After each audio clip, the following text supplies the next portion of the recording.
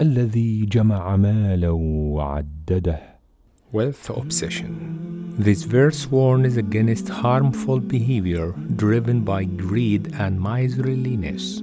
It describes people who 1. Accumulate wealth, constantly seeking more.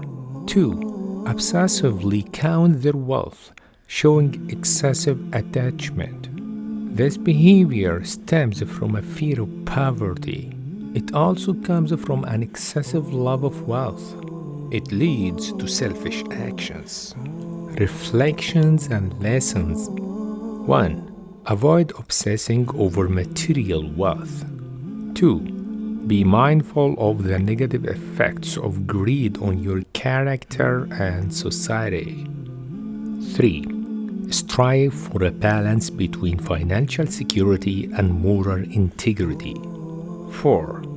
Consider how you can use your resources to benefit others, not just yourself.